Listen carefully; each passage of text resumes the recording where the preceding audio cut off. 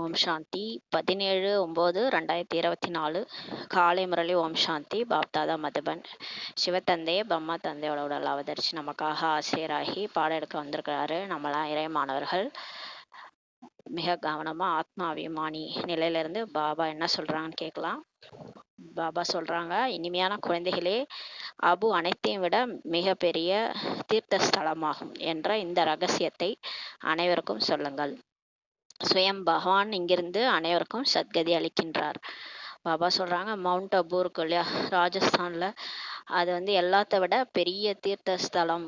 அங்கதான் கடவுளே சிவனே எல்லாருக்கும் சத்கதி கொடுக்கறாரு அப்படின்றத எல்லாருக்கும் புரிய வைங்கன்னு சொல்றாரு. இந்த ரகசியம் இப்ப பாரதத்துலதான் இறைவனே வராரு. பாரதத்துல எந்த இடத்துல வராரு?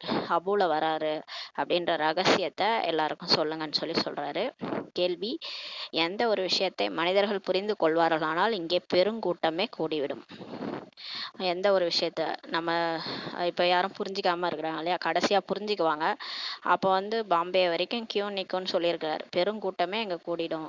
பதில்: பாபா எந்த ராஜயோகத்தை கற்பித்திருந்தாரோ அதை இப்போதும் மீண்டும் கற்பித்து கொண்டிருக்கிறார். ராஜயோகன்றது பாரதத்தினுடைய புராதன யோகம். சிவனே கத்து கொடுத்ததுன்ட்டு இருக்குது சாஸ்திரத்துல. அந்த ராஜயோகத்தை எப்ப பாபா கற்பித்திருந்தாரோ அதே பாபா தான் இப்போ மீண்டும் நமக்கு கற்பிச்சுட்டு இருக்கிறாருன்றது தெரிஞ்சிட்டா, மற்றும் அவர் சர்வ வியாபி அல்ல. சிவன் சர்வ வியாபி அல்ல, எங்கும் நிறைபவர் இறைவன் அல்ல. இறைவன் அபுல தான் வராரு. அவர் எல்லா இடத்துலயும் இருக்கிறவர் கிடையாது. அவர் பரம்பிதா பரமாத்மா சிவன். அவர் பரலோகத்திலிருந்து வராரு. ஒரு முறை நமக்கு ராஜயோகத்தை கற்பிக்கிறாரு. இந்த உண்மை தெரிஞ்சிருச்சுன்னா, இந்த முக்கியமான விஷயத்தை மனிதர்கள் புரிந்து கொள்ள வேண்டும். இதை புரிஞ்சிட்டாங்கன்னா எல்லாருமே மவுண்ட் அபுல கியூவே நிற்கின்றார். பாபா இச்சமயம் அபுவில் உலகத்தில் சாந்தியை ஸ்தாபனை செய்து கொண்டிருக்கிறார். அதனுடைய ஜட நினைவு சின்னமான தில்வாடா கோயிலும் இருக்கிறது. இப்ப பாபா நமக்கு ராஜயோகம் கத்து கொடுக்கறத, அமைதியை ஸ்தாபனை செய்யறாருன்ற அந்த நினைவு சின்னம் தில்வாடா கோயில் ராஜஸ்தான்ல இருக்குது. அங்க ஆதி தேவர் சைத்தன்யத்துல, இங்க ஆதி தேவர்ன்றது பிரம்மா பாபா. அவர் இங்க சைத்தன்யத்துல உட்கார்ந்துருக்காரு. ஆனா அங்க ஜட ஆதி தேவருடைய சிலையும் இருக்குதுன்னு பாபா சொல்றாங்க. அதனால இங்க சைத்தன்யத்துல ஆதி தேவர் அமர்ந்துள்ளார். இது சைத்தன்ய தில்வாடா கோயில் ஆகும் பாபா சொல்றாரு. பாபா சொல்றாங்க, இது சைத்தன்ய தில்வாடா கோயில் ஆகும் பாபா சொல்றாரு. இந்த மவுண்ட் அபுன்றது சைத்தன்யமான தில்வாடா கோயில். ஏன்னா தில்வாடா கோயில்ல இருக்கிற நம்மளுடைய அந்த நினைவு சின்னன்றது இங்க உண்மையா நடந்துட்டு இருக்குதுன்னு பாபா சொல்றாரு. இந்த விஷயத்தை புரிந்து கொள்வார்களானால் அபுவுக்கு மகிமையே ஏற்பட்டுவிடும். இப்ப இங்க என்ன நடக்கிறதுன்ற விஷயத்த எல்லாரும் புரிஞ்சுக்கிட்டாங்கன்னா அபுவுக்கு மகிமை ஏற்பட்டுவிடும். மேலும் இங்கே பெருங்கூட்டமே கூடிவிடும். பெரிய கூட்டமே இங்க வந்துடும் சொல்றாரு. அபுவின் பெயர் விளங்குமானால் இங்கே அநேகர் விடுவார்கள். அப்ப அபுவோட பேரு உலகம் ஃபுல்லா பரவிடுச்சுன்னா இங்க நிறைய பேர் வந்துருவாங்கன்னு பாபா சொல்றாரு. ஓம் சாந்தி. குழந்தைகளுக்கு யோகம் செய்வது கற்பிக்கப்பட்டது. மற்ற அனைத்து இடங்களிலும் அனைவரும் தாமாகவே கற்றுக்கொள்கின்றனர். இங்க மட்டும்தான் கடவுளே நமக்கு யோகா சொல்லி கொடுக்குறாரு. மற்ற இடத்துல எல்லாம் மனிதர்கள் அவங்களே கத்துக்கிறாங்க. இங்க கடவுளே நமக்கு சொல்லி கொடுக்குறாரு. கற்றுக் கொடுக்கும் தந்தை அங்க கிடையாது. ஆனா இங்க அவங்களே கத்துக்கிறாங்க. ஒருவர் மற்றவருக்கு தாங்களாகவே கற்பிக்கின்றனர் யோகாவை. இங்கோ தந்தையே உட்கார்ந்து குழந்தைகளுக்கு யோகா கற்றுத்தருகிறார். இப்போ இங்க பயிற்சி ட்ரில் எல்லாம், மனதிற்கான ட்ரில் எக்ஸசைஸ்லாம் யார் சொல்லி கொடுக்கறது? சிவனே சொல்லி கொடுக்குறாரு. இது மனிதனோட வழி கிடையாது. இது எந்த மனிதனும் இதை கற்றுத்தரல. இது கடவுளே பிரம்மாவோட இடல்ல இறங்கி சிவனே இந்த ட்ரில், இந்த எக்ஸசைஸை நமக்கு சொல்லி கொடுக்குறாரு. எப்படி உடம்புக்கு நம்ம பயிற்சி செய்யறோம் இல்லையா, உடம்பு ஆரோக்கியமா இருக்கிறதுக்காக, அதே மாதிரி மனசு ஆரோக்கியமா இருக்கிறதுக்காக மனதினுடைய எக்ஸசைஸ்லாம் சொல்லி கொடுக்குறாரு. அதுதான் ராஜயோக பயிற்சி. அதெல்லாம் சொல்லி கொடுக்கறது நினச்சி கூட நம்மளால பார்க்க முடியாது, இப்படியெல்லாம் ஒரு எக்ஸசைஸா அப்படின்றது. ஏன்னா அதை அந்த எக்ஸசைஸை நம்ம கற்றுக்கும் போதே தெரியும், இது சாதாரண மனுஷனே சொல்லி கொடுக்க முடியாது. அந்த மாதிரியான எக்ஸசைஸ் கடவுளால தான் சொல்லித்தர முடியும். ஒரு செகண்ட்ல பறந்தாமோன்னுவாரு. பறந்தாமன்னா என்னன்னு மனுஷனுக்கு தெரியுமா? நமக்கு தெரியவே தெரியாது. இது வரைக்கும் நம்ம பறந்தாமன்னா என்னன்னே தெரியாது. ஆனா அவர் சொல்லி கொடுக்குறாரு. ஒரு செகண்ட்ல பறந்தாம போங்க, ஒரு செகண்ட்ல சொர்க்கத்துக்கு போங்கன்றாரு. நம்ம அப்படியே மனசுனால நம்ம போறோம், மனதுல காட்சி தெரியுது, மனதுனால நம்ம போறோம். இந்த மாதிரி நமக்கு பயிற்சி கொடுத்து நம்ம மனசை சக்திசாலியா ஆக்குறாரு. இதை யாரால செய்ய முடியும் சொல்லுங்க? மனுஷங்க இதை செய்ய முடியுமா? இந்த கடவுளே செஞ்சிட்டு இருக்கிறாரு. இதுதான் சிவனுடைய புராதன ராஜயோகம்ன்ட்டு, பழமையான ராஜயோகம்ன்ட்டு பாரதத்துல சாஸ்திரங்கள்ல பாடப்பட்டிருக்குது. இரவு பகலுக்குள்ள வேறுபாடுன்னு சொல்லி பாபா சொல்றாரு. அங்க அநேக உற்றார் உறவினர்கள் நினைவு வந்து கொண்டே இருக்கும். நம்ம வெளியில எல்லாம் யோகா பண்ண போறோம்னா நமக்கு புத்தி அங்க எங்க அலப்பாயும். வீட்டுல என்ன நடக்குது, வீட்டுல குழந்தை குட்டி உற்றார் உறவினர் எல்லார் ஞாபகம் நமக்கு வரும். இந்த அளவுக்கு நினைவு செய்ய முடியாது. இங்க நம்ம மவுண்ட் ஆபுல போனோம்னா யார் நினைவும் வராது. சரீரத்துல இருந்தே நம்ம வெளியே வந்த மாதிரி ஒரு உணர்வு வரும். ராஜஸ்தான்ல மவுண்ட் ஆபுல போகும்போது நமக்கு உடலே நம்ம இல்லை, நம்ம ஆத்மான்றது அந்த அளவுக்கு அங்க தெளிவா நமக்கு உணர முடியும். அங்க யார் நினைவுமே நமக்கு வராது. ஒரு பாபாவுடைய நினைவு தான் வரும். இங்க நீங்க அதிகமா நினைவு செய்ய முடியும்னு சொல்றாரு. அதனால் ஆத்மா அபிமானி ஆவது கஷ்டமாக உள்ளது சொல்லி பாபா சொல்றாரு. மற்ற இடங்கள் எல்லாம் ஆத்மா அபிமானி ஆகிறது கஷ்டமா உள்ளது. இங்கோ நீங்கள் விரைவாக ஆத்மாபிமானி ஆக வேண்டும் சொல்லி பாபா சொல்றாரு. ஆனால் அநேகருக்கு எதுவுமே தெரிவதில்லை. சிவபாபா நமக்கு சேவை செய்து கொண்டிருக்கிறார். நமக்கு சொல்கிறார் தன்னை ஆத்மா என உணர்ந்து தந்தையை நினைவு செய்யுங்கள் என்று. இப்ப நிறைய பேருக்கு எதுவுமே புரியறதில்ல. பிகே ஆயிருந்தா கூட அவங்களுக்கு இந்த யோகாவும் எதுவுமே தெரியாது. கடவுளே நமக்கு சேவை பண்ணிட்டு இருக்கிறாரு, நமக்கு சொல்றாரு தன்னை ஆத்மான்ட்டு புரிஞ்சு தந்தையை நினைவு செய்யுங்கள்ட்டு கடவுளே சொல்றாருன்றத கூட புரிஞ்சிக்க மாட்டாங்கன்றாரு. எந்த தந்தை இவருக்குள் பிரம்மாவில் வீற்றிருக்கிறாரோ அவர் இங்கே அமர்ந்துள்ளார். மவுண்ட் அபுல மதுபன்ல வந்திருக்கிறாரு, பிரம்மா உடல்ல அவதரிச்சிருக்கிறாருன்றத நிறைய பேர் புரிஞ்சுக்கிறதுல. அவரை நினைவு செய்ய வேண்டியுள்ளது. இப்ப அந்த கடவுளை நினைக்கணும். நினைத்து நினைத்து சுகமடையுங்கள். நினைத்தாலே முக்தி. திருவண்ணாமலை திருவண்ணாமலை நினைச்சா முக்தி கிடைக்காது. அந்த அண்ணாமலையார் யாரு? சிவன். அவர் எப்படி இருக்கிறாரு? புள்ளியா இருக்கிறாரு. அவர் எப்படி இருக்கிறாரு ஏதா இருக்கிறாருன்ட்டு நினைச்சாதான் நம்மளால முக்தி அடைய முடியும். அதான் நினைவு செய்ய வேண்டியுள்ளது சொல்லி சொல்றாரு. நினைச்சாதான் பாவம் போகும். கடவுளை நினைச்சா நம்ம ஆத்மால இருக்கிற பாவம் போயிடும். அநேக குழந்தைகளுக்கு சிவபாபா பிரம்மாவின் உடல் மூலம் நமக்கு கற்பித்து கொண்டிருக்கிறார் என்ற நிச்சயமே இல்லை சொல்லி சொல்றாரு. சிலர் பிகே ஆயிருந்தாலும் கடவுளே நமக்கு இவர் உடம்புல பாடம் சொல்லி கொடுத்துட்டு இருக்கிறாருன்ற நிச்சய புத்தி கூட இல்லைன்றாரு. எப்படி மற்றவர்கள் சொல்கிறார்களோ நாங்கள் எப்படி நம்புவது என்று அது போல சொல்பவர்கள் இங்கேயும் இருக்கின்றனர். எப்படி இப்ப மற்ற சத்சங்கத்தெல்லாம் நாங்க எப்படி நம்புறதுன்னு கேக்குறாங்களே, அது மாதிரி இங்கேயும் சிலர் சொல்றாங்க நாங்க எப்படி நம்புறது, இது கடவுள் தான் சொல்றாரா அப்படின்ட்டு சந்தேகப்படுறவங்களும் இருக்கிறாங்கன்றாரு. முழு நிச்சயம் இருக்குமானால் மிகுந்த அன்போடு பாபாவை நினைவு செய்து செய்தே தனக்குள் சக்தியை நிரப்பிக்கொண்டு மிகுந்த சேவை செய்வார்கள். யாருக்கு முழு நிச்சயம் இருக்குதோ, இங்க கடவுள் தான் வந்திருக்கிறாரு, இந்த பிரம்மா உடல் நந்தி, இவர் தான் நந்தி, இவர் உடம்புல சிவன் வந்திருக்கிறாரு, சிவன் புள்ளியா இருக்கிறாரு, அவர் ஒரு உடம்புல நெற்றிபுரத்துல எனக்காக பாடம் சொல்லிட்டு இருக்கிறாரு அப்படின்னு அன்போடு பாபா நினைவு செய்வாங்க. நிச்சய புத்தி அதிகமா இருக்கும். நினைவு செஞ்சு செஞ்சு சக்தியை நிரப்பிக்கிட்டு நிறைய சேவை செய்வாங்கன்னு சொல்லி சொல்றாரு. ஏனென்றால் முழு உலகத்தையும் தூய்மையாக்க வேண்டும் இல்லையா. இப்போ பாபாவுக்கு இந்த மாதிரி நிறைய குழந்தைகள் இருக்கிறாங்க, நிச்சய புத்தி உள்ள குழந்தைகள். ஏன்னா அவருக்கு முழு உலகத்தையும் மாத்தணும் இல்லையா, அதனால நிறைய பேர் இருக்கிறாங்க, அங்கங்க சேவை செய்யறாங்கன்றாரு. யோகத்திலும் குறைவாக உள்ளனர் என்றால் ஞானத்திலும் குறைவாக உள்ளனர். யார் யோகாவே செய்யறது இல்லையோ அவங்க ஞானத்தையும் சரியா புரிஞ்சிக்க மாட்டாங்கன்றாரு. கேட்கவோ செய்யறாங்க ஞானத்தை, ஆனால் தாரணையே செய்யறது இல்ல. தூய்மையா இல்லைன்னா தாரணை ஆகாது. ஸ்ரீமத் படி நடந்தாதான் நம்மளால ஞானத்தை தாரணை செய்ய முடியும்.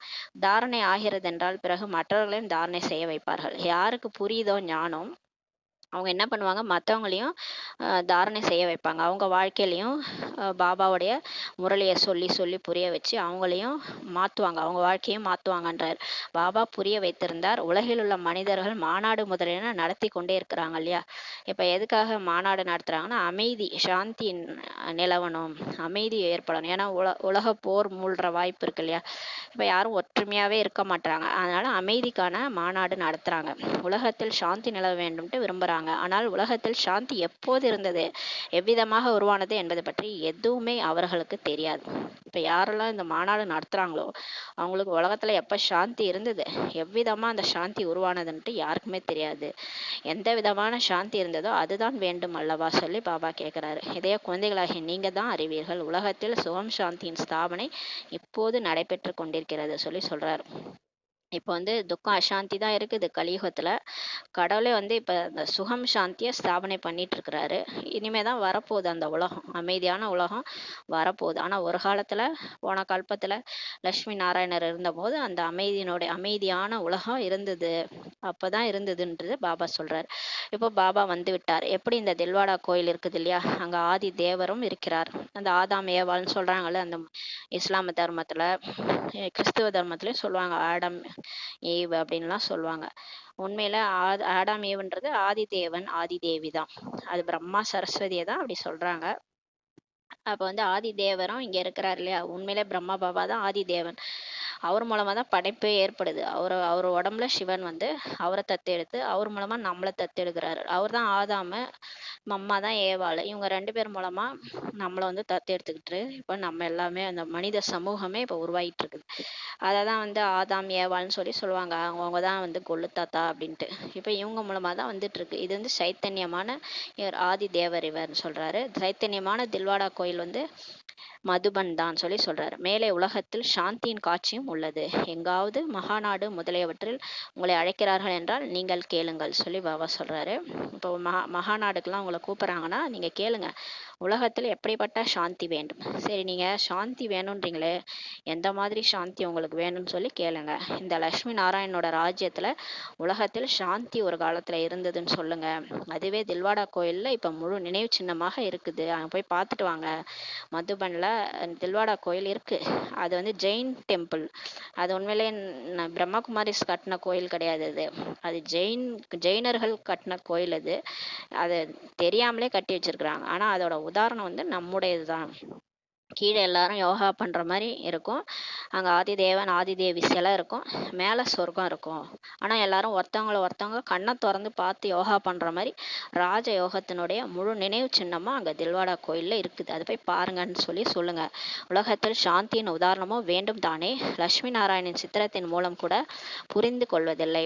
இப்ப லட்சுமி நாராயணனோட கோயில் இருக்குல்ல, சிலை இருக்குல்ல, அதை பார்த்து கூட புரிஞ்சிக்க மாட்டாங்க. இவங்க ஒரு காலத்துல இவங்க ராஜ்யத்துலதான் எல்லாரும் அமைதியா இருந்திருப்பாங்க. ஏன்னா இவங்க முகமே இவ்வளவு அமைதியா இருக்குது அப்படின்றத கூட புரிஞ்சிக்க மாட்டாங்க. கல்புத்தி அல்லவா சொல்லி பாபா சொல்றாரு. ஆகவே அவர்களுக்கு சொல்ல வேண்டும். நாங்கள் சொல்ல முடியும். உலகத்தில் சாந்தியின் உதாரணம் ஒன்று இந்த லட்சுமி நாராயணர் உள்ளனர்ட்டு சொல்லுங்க அப்படின்னு சொல்றாரு. மேலும் பிறகு இவர்களின் ராஜதானியையும் பார்க்க விரும்புகிறீர்கள் என்றால் அதையும் தில்வாடா கோயிலுக்கு போய் பாருங்கன்னு சொல்லுங்க. தில்வாடா கோயில்ல போய் பார்த்தீங்கன்னா இந்த ராஜதானி எப்படி உருவாச்சு, சொர்க்கம் எப்படி உருவாச்சுன்றது மாடலா அங்க இருக்குது. மாடல் தான் காட்டப்படும் இல்லையான்னு சொல்லி பாபா சொல்றாரு. அதை போய் அபுவில் பாருங்கள் சொல்லுங்க. கோவிலை கட்டியிருப்பவர்கள் கூட இதை அறிந்திருக்கவில்லை. அந்த ஜெயினர்கள் தான் கட்டினாங்க. அவங்களுக்கே அந்த கோயிலோட அது எதுக்காக கட்டியிருக்கிறாங்க, அந்த கோயிலுடைய காரணமும் தெரியாது. அவங்களுக்கே தெரியல. அவர்கள் தான் இந்த நினைவு சின்னத்தை உருவாக்கி இருக்கிறார்கள் சொல்லி பாபா சொல்றாரு. அதற்கு தில்வாடா கோயில் வர பேரிட்டு இருக்கிறாங்க. ஆதி தேவரையும் கூட அமர்த்தியுள்ளனர். அதுல ஆதி தேவருடைய சித்திரம் கருப்பா காமிச்சிருப்பாங்க. அதே அவரையே வந்து உள்ளார வெள்ளையா காமிச்சிருப்பாங்க. எல்லா உதாரணமும் அப்படியே கரெக்டா காமிச்சிருப்பாங்க. கருப்பா இருக்கும் சிலை எல்லாம், ஒன்றை பார்த்து ஒன்று யோகா பண்ற மாதிரி இருக்கும். அப்புறம் உள்ளார போனா ஒயிட்டா இருக்கும் சிலை. பார்த்தீங்கன்னா கருப்பா இருக்கிறவங்க அழகாகிறாங்க. இந்த யோகா பண்ணி அழகாகிறாங்க. அழகாயிட்டு மேலே சொர்க்கத்தை காமிச்சிட்டாங்க. சொர்க்கம் இருக்குது, அங்க எல்லாரும் சொர்க்கத்துக்கு போயிட்டாங்க அப்படின்னு காமிச்சிருக்கிறாங்க. உதாரணம் காமிச்சிருக்காங்க. மேலே சொர்க்கத்தையும் காட்டியுள்ளனர். கரெக்டா அந்த உதாரணம் அந்த கோயில்ல தான் இருக்குது. எப்படி அது ஜடமாக உள்ளதோ அதே போல் நீங்க இப்ப சைத்தன்யமாக இருக்கிறீங்கன்னு சொல்றாரு. இப்ப நம்ம இங்க சைத்தன்யமே உட்கார்ந்துருக்கிறோம் மதுபன்ல அங்க அந்த ஜட சிலை, இங்க சைத்தன்யமா நம்ம உட்காந்து யோகா பண்ணிட்டு இருக்கோம்னு சொல்லி பாபா சொல்றாரு. இதற்கு சைத்தன்ய தில்வாடா கோயில்ன்ட்டு பெயரிட முடியும். இப்ப மதுபன்ன நம்ம சைத்தன்ய தில்வாடா கோயில்னு பேர் வைக்கலாம்னு சொல்றாரு. ஆனால் எவ்வளவு பெரிய கூட்டம் சேர்ந்து விடும் என தெரியாது. இந்த உண்மை மட்டும் உலகத்துக்கு தெரிஞ்சிச்சுன்னா எவ்வளோ பெரிய கூட்டம் வந்துடும் தெரியுமான்னு சொல்றாரு. இது பிறகு என்ன என்று மனிதர்களே குழம்பி போவார்கள். புரிய வைப்பதில் மிகுந்த முயற்சி தேவைப்படுகிறது. ஆனா இப்ப இந்த விஷயம் உண்மையெல்லாம் புரிய வைக்கிறதுக்கு ரொம்ப முயற்சி செய்யணும்ன்றாரு. அநேக குழந்தைகளும் கூட புரிந்து கொள்ளாமல் இருக்கின்றனர். வாசலில் அருகிலேயே கூட அமர்ந்திருக்கலாம், ஆனால் எதுவுமே புரிந்து கொள்ளவில்லை. சில குழந்தைகள் பாருங்களேன், பக்கத்திலே சென்டர் இருக்கும், பக்கத்திலே எல்லாம் இருக்கும், ஆனா உபயோகப்படுத்தவே மாட்டாங்க. வாசல்லே உட்காந்துருந்தா கூட எதுவுமே ஞானத்தை புரிஞ்சுக்கிறது இல்லைன்னு சொல்றாரு. கண்காட்சிக்கு பலவிதமான மனிதர்கள் போகிறாங்கன்னு சொல்லி பாபா சொல்றாரு. ஏராளமான மடங்கள் வழிமுறைகள்லாம் இருக்குதுன்னு சொல்றாரு. வைஷ்ணவ தர்மத்தினர் கூட இருக்கிறாங்க இல்லையா? வைஷ்ணவ தர்மத்தின் அர்த்தம் கூட அவர்கள் புரிந்து கொள்வதில்லை. வைஷ்ணவ தர்மத்தினர் கிருஷ்ணரை கும்பிட்றவங்க, கிருஷ்ணரை வழிபடுறவங்க, கிருஷ்ணரின் ராஜ்யம் எங்கே உள்ளது என்பது பற்றி கூட அவங்களுக்கே தெரியாதுன்னு சொல்லி பாபா சொல்றார். வைஷ்ணவ தர்மத்துக்காரவங்களுக்கே கிருஷ்ணர் ராஜ்யம் எங்க இருக்குன்னே தெரியாது. சொர்க்கம் வானத்துல இருக்குது, அங்கதான் கிருஷ்ணர் இருக்கிறாருன்னு நினைச்சிட்டு இருக்காங்க. உண்மையிலே கிருஷ்ணரின் ராஜ்யம் சொர்க்கம், வைகுண்டம் என சொல்லப்படுகிறது. அது இதே பூமியில தான் 5000 வருஷத்துக்கு முன்னாடி இருந்தது. அங்கதான் கிருஷ்ணர் ராஜ்யம் நடத்தினாருன்றது கூட அவங்களுக்கு தெரியாதுன்னு சொல்லி சொல்றாரு. பாபா சொல்லி இருக்கிறார், எங்கே அழைப்பு வருகிறதோ அங்கே சென்று நீங்கள் புரிய வையுங்கள். பாபா சொல்றாரு, எங்க அழைப்பு வருதோ அங்க போய் நீங்க புரிய வைங்க. உலகத்தில் சாந்தி எப்போது இருந்ததுன்ட்டு புரிய வைங்க. ஒரு காலத்துல உலகம் சொர்க்கமா இருந்தது. அப்ப லட்சுமி நாராயணன் ராஜ்யம் பண்ணாங்க. அப்பதான் தூய்மை, சுகம், சாந்தி முழுவதுமா உலகத்துல இருந்தது. அவர் முழு பாரதமே சொர்க்கமா இருந்ததுன்றத புரிய வைங்க. இந்த அபு அனைத்திலும் உயர்ந்ததிலும் உயர்ந்த தீர்த்த ஸ்தலம் சொல்லி சொல்றாரு. ஏன்னா இப்ப பாரத பூமி தான் ஒரு தீர்த்த ஸ்தலம், புண்ணிய பூமின்னு சொல்லுவாங்க. வெளிநாட்டினர் கூட இங்கதான் வருவாங்க. கங்கையில குளிக்கணும், கங்கையில குளிச்சா முக்தி அடைய முடியும் அப்படிலாம் வருவாங்க. வெளிநாட்டுக்காரங்களே இங்கதான் வருவாங்க பாரதத்தை. ஆனா பாபா சொல்றாரு, பாரதத்திலே அபு உயர்ந்ததெல்லாம் உயர்ந்த தீர்த்த ஸ்தலம். ஏன்னா இங்க இறைவனே அவதரிக்கிறாரு இல்லையா? அதனால அது வருங்காலத்துல பெரிய தீர்த்த ஸ்தலமா மாறுன்றாரு. ஏனென்றால் இங்கே பாபா உலகிற்கு சத்கதி அளித்து கொண்டிருக்கிறார். ஏன்னா அபு மலையில இருந்து தான் கடைசியா அபு மலையில தான் பாபா ஒருவர் எல்லாருக்கும் சத்கதி கொடுப்பாரு அப்படின்னு சொல்லி பாபா சொல்றாரு. அபுமலை மீது அதன் உதாரணம் பார்க்க வேண்டும் என்றால் போய் தில்வாடா கோயிலை பாருங்கள். இப்ப அபுமலை மீது நம்மளுடைய உதாரணத்தை எக்ஸாம்பிள பார்க்கணும்னா தில்வாடா கோயில போய் பாருங்கன்னு சொல்லி பாபா சொல்றாரு. உலகத்தில் சாந்தி எப்படி ஸ்தாபனை செய்யப்பட்டது, அதனுடைய உதாரணம் நீங்க சொல்லுங்கன்னு சொல்லி சொல்றாரு. இதை கேட்டு அதிக குஷி அடைவார்கள். இதை கேட்டு நிறைய பேரு ரொம்ப குஷி அடைவாங்கன்னு சொல்லி சொல்றார். ஜெயினர்கள் கூட குஷி அடைவார்கள். யார் அந்த தில்வாடா கோயிலை உருவாக்குனாங்களோ ஜெயினர்கள், அவங்களும் ரொம்ப குஷி அடைவாங்க. நீங்க சொல்வீர்கள், இந்த பிரஜாபிதா பிரம்மா நம்முடைய தந்தை ஆதி தேவர், இவர்தான் நம்மளுடைய அப்பா பிரம்மா, பிரஜாபிதா பிரஜைகளின் தந்தை, இவர்தான் ஆதி தேவர். நீங்கள் இதை புரிய வைக்கிறீங்க, பிறகும் புரிந்து கொள்வதில்லை. இப்ப நம்ம புரிய வைக்கிறோம், பிரம்மா பாபா போட்டோ காமிச்சு, இருந்தாலும் யாரும் புரிஞ்சுக்கிறது இல்லைன்னு சொல்லி சொல்றாரு. பிரம்மா குமாரிகள் என்ன சொல்கிறார்கள் என தெரியவில்லை என சொல்கின்றனர்.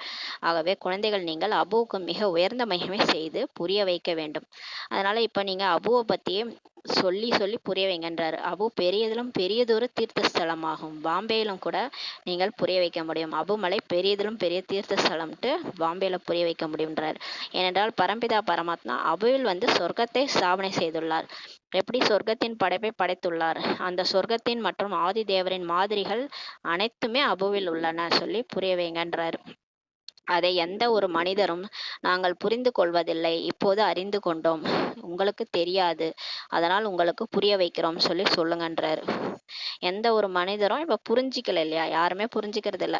சொர்க்க எல்லா மாடலும் அங்க அபுல இருக்குது, ஆனா அது யாருமே இப்ப புரிஞ்சிக்கல. ஆனா இப்போது நம்ம தெரிஞ்சுக்கிட்டோம், அவங்களுக்கு தெரியலன்றதுனால நாங்க புரிய வைக்கிறோம்னு சொல்லி சொல்லுங்க. முதலிலோ நீங்கள் கேளுங்கள், உலகத்தில் எந்த விதமான சாந்தியை நீங்க விரும்புறீங்கன்னு சொல்லி கேளுங்க.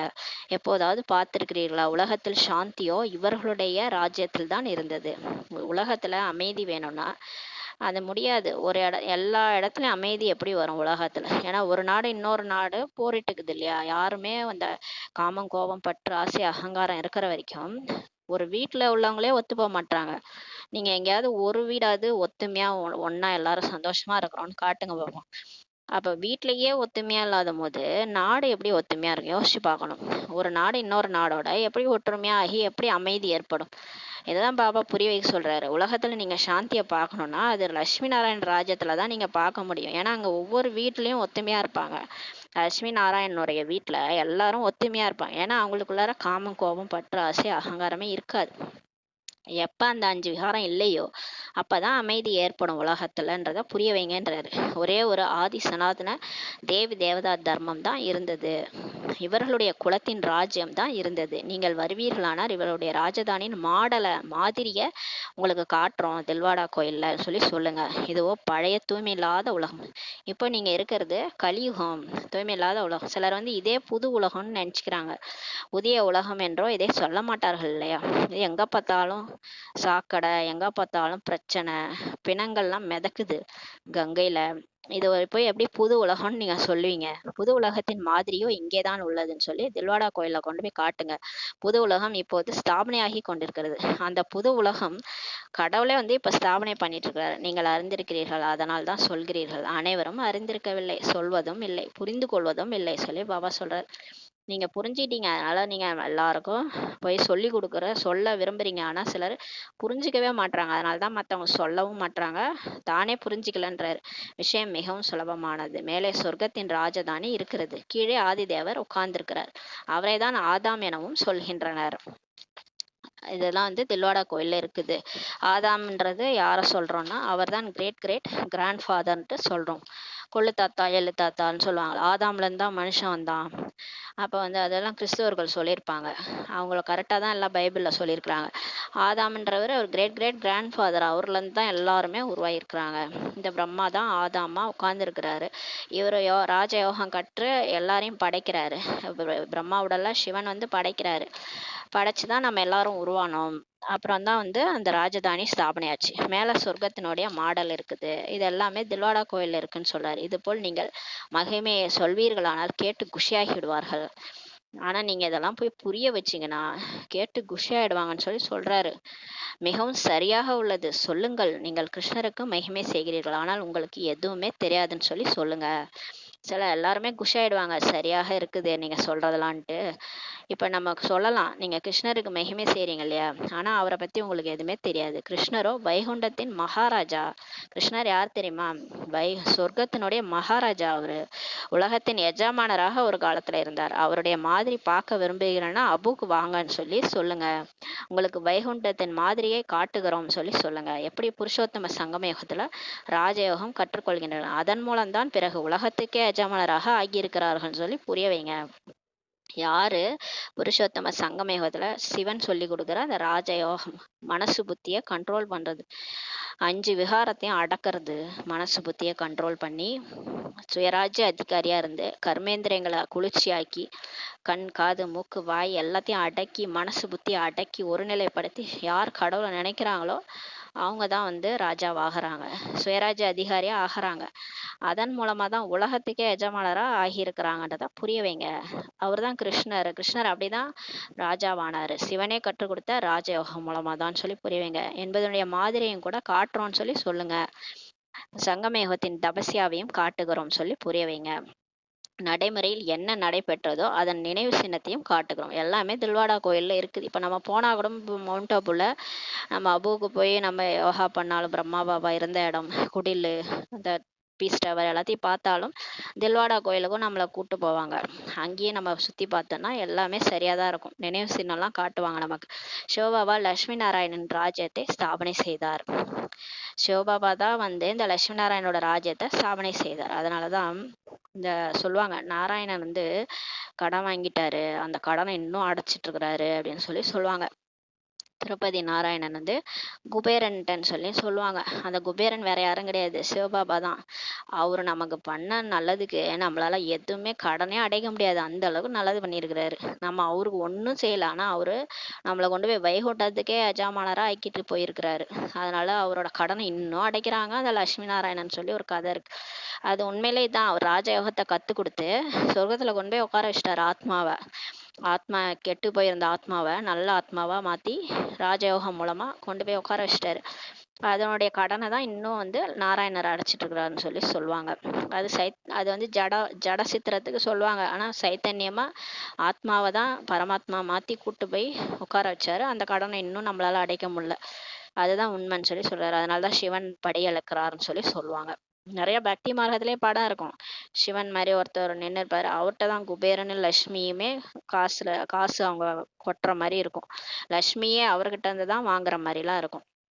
அது எல்லாமே இதான் அந்த ஞான செல்வம், இந்த கேள்வி செல்வம் இருக்கு இல்லையா, இந்த ஞான செல்வம் தான் செல்வமே. இதுதான் ஸ்தூல செல்வமா மாறுது. இப்போ அவர் எடுக்கிற பாடம் தான் நம்ம புத்தியில ஸ்டோர் ஆகி நம்ம புத்தியை திருத்துது, புத்தி பூட்டை ஓப்பன் பண்ணுது. இப்போ வந்து நம்ம நல்லது எது கெட்டது இல்லை எல்லாம் தெரிஞ்சுக்கிறோம். இதை வச்சு தான் அடுத்த 5000 வருஷத்துக்கு நடிப்பே நடிக்க போகிறோம்.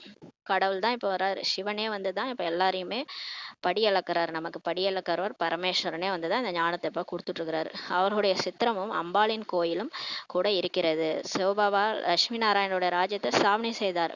அந்த லட்சுமி நாராயணனுடைய சித்திரமும் அம்பாளின் கோயிலும் கூட இருக்கிறதுன்னு சொல்லி பாபா சொல்றாரு. அம்பாளுக்கு ஒன்றும் பாபா சொல்றாங்க, அம்பாளுக்கு ஒன்றும் 10 to 12 புஜங்கள்லாம் கிடையாது. இப்ப அம்பாள் காமிச்சிருக்கிறாங்கன்னா அவங்களுக்கு பின்னாடியே 10-20 கை காமிச்சிருப்பாங்க. அந்த மாதிரி எல்லாம் 10-20 கையெல்லாம் இருக்கிறவங்க எல்லாம் யாருமே உலகத்துல கிடையாது சொல்லி பாபா சொல்றாரு. புஜங்களும் 2 தான் இருக்கும். புஜங்கள் 2 தான் இருக்கும், எல்லாருக்குமே 2 கைகள் தான் இருக்கும்னு சொல்லி பாபா சொல்றாரு. அப்ப அந்த 10-20 கையில் எது காமிச்சிருக்காங்கன்னா அஷ்ட சக்திகளை தான் காமிச்சிருக்காங்க. அந்த அஷ்ட சக்திகளே வந்து பல விதமா வர்றதுனால அதை 10-20 கைகளா காமிச்சிருக்கிறாங்க. அப்ப அஷ்ட சக்திகள் ஆத்மாவினுடைய சக்திகளை தான் கைகளா காமிச்சிருக்கிறாங்கன்னு சொல்லி சொல்றார். நீங்கள் வந்தால் உங்களுக்கு காட்டுகிறோம் சொல்லி சொல்லுங்க. வைகுண்டத்தையும் கூட அபுவில் காட்டுகிறோம். இப்ப நீங்க அபுவுக்கு வந்தீங்கன்னா உங்களுக்கு சொர்க்கத்தை கூட மாடல்ல காட்டுறோம்னு சொல்லி சொல்லுங்க. அபுவில் தான் பாபா வந்து முழு உலகத்தையுமே இப்ப சொர்க்கமாக ஆக்கியுள்ளார், சத்கதியும் அளித்துள்ளார். போன கல்பத்துல பாபா வந்து முழு உலகத்தையுமே சொர்க்கமா மாத்தினது, சத்கதி அளிச்சது எல்லாமே அபுல தான் நடந்ததுன்னு சொல்லி புரியுவீங்க. அபு அனைத்திலும் பெரிய தீர்த்த ஸ்தலமாகும். எல்லாத்த விட பெரிய தீர்த்த ஸ்தலமே அபு தான். அனைத்து தர்மத்தினத்திற்கும் சத்கதி அளிப்பவர் ஒரு பாபா மட்டுமே. பாருங்களா, உலகம் ஃபுல்லா எத்தனை தர்மம் இருக்குதோ எல்லா தர்மத்தினரும் இங்கதான் வராங்க. தர்ம ஸ்தாபகரே அபுக்கு தான் வந்து ஞானம் எடுப்பாங்க. கடைசியா எல்லாருமே அபுக்கு வருவாங்கன்னு சொல்லி சொல்றாரு. எல்லாருக்கும் சத்கதி கொடுப்பவர் ஒரு தந்தை, சிவத்தந்தை மட்டும்தான். அவருடைய நினைவு சின்னத்தை உங்களுக்கு காட்டுகிறோம் சொல்லி சொல்லுங்க. வாருங்கள் அபுவிற்கு. அபுவுக்கோ நீங்கள் அதிக மகிமை செய்ய முடியும். உங்களுக்கு அனைத்து நினைவு சின்னங்களையும் காட்டுகிறோம். கிறிஸ்தவர்களும் கூட அறிந்து கொள்ள விரும்புகின்றனர். கிறிஸ்தவர்கள் தெரிஞ்சுக்க விரும்புறாங்களாம். என்னன்னா, புராதன பாரதத்தின் ராஜயோகத்தை யார் கற்றுத்தந்தாங்க, அது என்ன விவரம் சொல்லி தெரிஞ்சுக்க விரும்புறாங்களாம். புராதன பாரதத்தினுடைய ராஜயோகம் சொல்றாங்களே அது என்ன, அது யார் சொல்லி கொடுத்தாங்கன்ட்டு அந்த விவரம் தெரிஞ்சுக்கிறதுக்கு ஆர்வம் காட்டுறாங்களாம் கிறிஸ்துவர்கள்.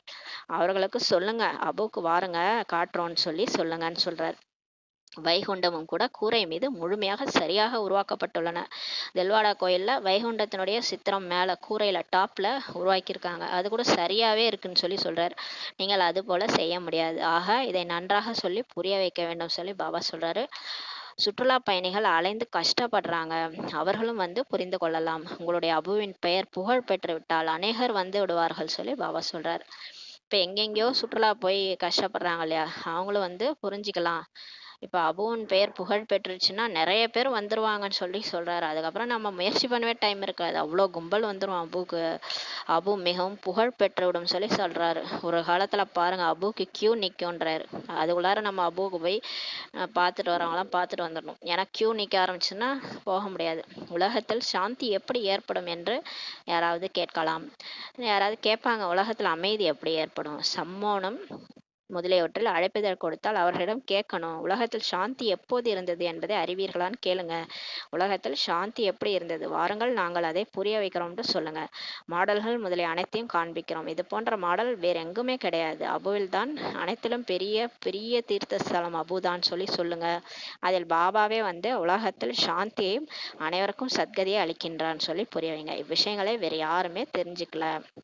உங்களிலும் கூட நம்பர் வாராதான் தெரிஞ்சிருக்கிறீங்க இந்த விஷயத்தலான்னு சொல்லி சொல்றாரு. பெரிய மகாரதிகளாக மியூசியம் முதலியவற்றை பராமரிப்பவர்களாக கூட இருக்கலாம். ஆனால் சரியானபடி யாருக்காவது புரிய வைக்கிறார்களா இல்லையா என்பதை பாபாவோ அறிந்திருக்கிறார் இல்லையா? பாருங்களா, பாபா மேல வந்து பார்த்துட்டு தான் இருக்கிறாராம். பெரிய பெரிய மகாரதியா இருக்கட்டும், மியூசியமே கூட பராமரிக்கிறதா இருக்கட்டும், ஆனா வர்றவங்களுக்கு ஒழுங்கா புரிய வைக்கிறாங்களா இல்லையான்ட்டு பாபா பாக்குறாராம். பாபா அனைத்தையும் அறிந்துள்ளார். யாராக இருந்தாலும் எங்கே இருந்தாலும் அவர்களை புரிந்து கொண்டிருக்கிறார். பாபா ஒரு பிகேவையும் கண்காணிச்சுட்டு தான் இருக்கிறாராம். யார் யார் முயற்சி செய்யறாங்க, என்ன பதவி அடைவாங்கன்னு முதற்கொண்டு பாபாவுக்கு தெரியுமா. இச்சமயம் இறந்து போனால் எந்த ஒரு பதவியும் பெற முடியாது. பாபா சொல்றாரு, இப்பெல்லாம் சரீரம் விட்டீங்க, ஒரு பைசா பதவி பெற மாட்டீங்கன்னு சொல்லி சொல்றாரு.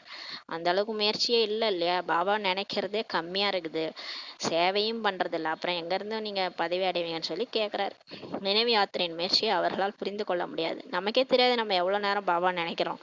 அதான் சொல்றாரு, பாபா தினந்தோறும் புது புது விஷயங்களை புரிய வைக்கிறார். இப்ப டெய்லியுமே முரளில புது புது விஷயமா புரிய வைக்கிறார். இது போல் புரிய வைத்து அழைத்து வாருங்கள். பாபா என்ன சொல்லி புரிய வைக்கிறாரோ அது மாதிரி எல்லாருக்கும் சொல்லி புரிய வச்சு அபுக்கு கூட்டு வாங்கன்னு சொல்லி சொல்றாரு. இங்கோ நினைவு சின்னம் நிரந்தரமாக உள்ளது. இங்க பாருங்க, இங்க பாபாவுடைய நினைவு சின்னம், நம்மளுடைய நினைவு சின்னம் பர்மனண்டா அங்க இருக்குன்னு சொல்லி சொல்றாரு. பாபா சொல்கிறார், நானும் இங்கேதான் இருக்கிறேன். ஆதி தேவரும் இங்கேதான் இருக்கிறாரு. பிரம்மாவுடல்ல சிவபாபா வந்து அவரும் அபுல தான் இருக்கிறாரு, இவரும் அபுல தான் இருக்கிறாரு. வைகுண்டம் கூட இங்கேதான் இருக்குது. வருங்கால சொர்க்கம் கூட அந்த டெல்லி இருக்கிற இடத்துலதான் வரப்போகுது.